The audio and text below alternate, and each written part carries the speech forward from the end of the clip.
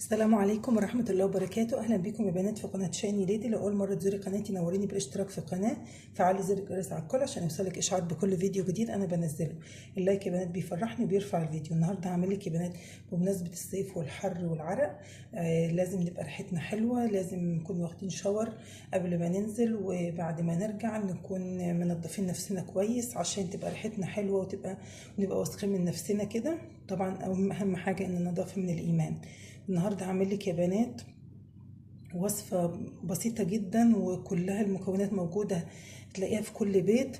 مكونات بسيطة وسهلة، هما 4 مكونات بس يا بنات. ده أنا حاطة هنا الشبة، والشبة معروفة يا بنات بأنها مزيل عرق طبيعي، بتزيل رائحة العرق، بتقتل البكتيريا اللي بتسبب رائحة العرق. كمان بتعتبر لأنها بتحتوي على مضادات بكتيريا، فهي تعتبر مزيل عرق طبيعي. دي اللي هي الشبة. وكمان بتفتح يا بنات وبتقلل نمو الشعر، دي اللي هي الشبة. هضيف عليها ايه يا بنات؟ معانا معلقة من النشا. يبقى ضفت شبة، هضيف عليها معلقة من النشا. والنشا معروفة يا بنات بانها بتفتح، وكمان بتساعد على الحفاظ على المكان يكون جاف كده، وكمان بتقي من رائحة العرق وبتمتص الرطوبة اللي بتسبب رائحة العرق. وغير كده انها كمان يا بنات زي ما قلت لكم بتفتح. حطينا كده نشا وحطينا الشبة. هحط ايه كمان يا بنات؟ هضيف معلقة كده من مية الورد.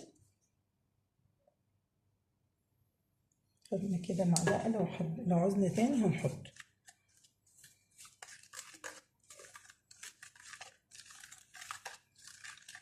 حطينا كده معلقة من مية الورد. هعوز كده بس حبة من النشا. مية الورد زادت مني.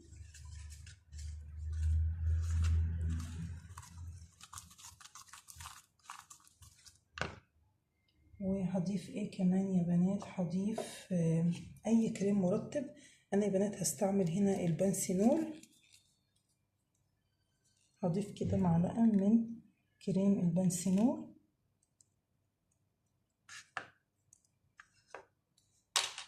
اي كريم مرطب عندك يا بنات هيبقى مزيل عرق يا بنات تحفة.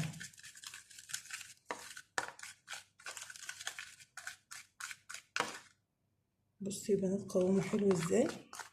وهتحطيه في بتاعة ديودرنت، بتاعة مزيل عرق تكون فاضية عندك. حلوة جدا يا بنات.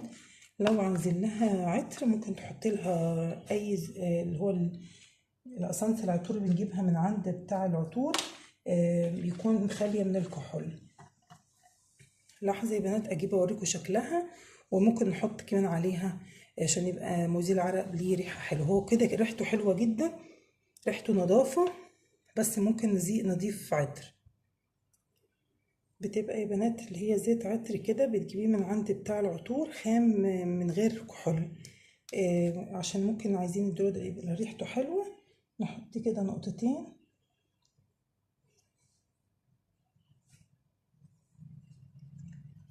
عشان بس ايه يبقى ريحته حلوة، لكن لو سبتيه على كده حلو جدا برضه. بصوا يا بنات زي اللي بنجيبه من بره،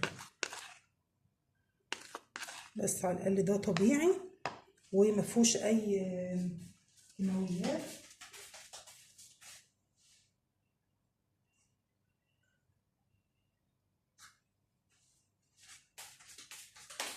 واي ازازه فاضيه يا بنات عندك بالشكل ده بتاعت بليه، يعني ديوترنت زي كده، تحطي فيها مزيل العرق بتاعك بالشكل ده. مفيش اسهل من كده يا بنات.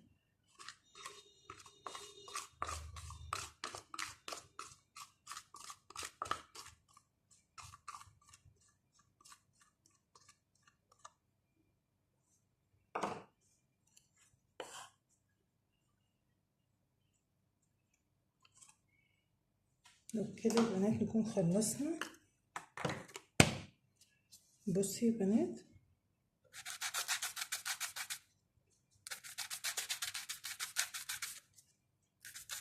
اهو يا بنات بينزل بكل سهولة اهو، وريحته حلوة جدا، مش هيخلي فيكي اي ريحة عرق وبيمتص بسرعة.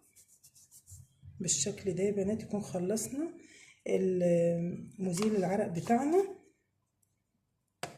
يا رب يا بنات يكون مزيل العرق سهل عليكم، وجربوه، قولوا له رأيكم في التعليقات.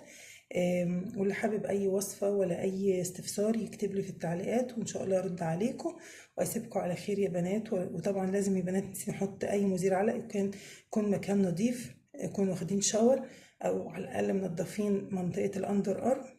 نحطه لازم على مكان نظيف ونجففه كويس ونستعمله بعد كده. يا رب يا بنات الوصفة تكون عجبتكم، اسيبكم على خير وارجع لكم فيديو جديد، والسلام عليكم ورحمة الله وبركاته.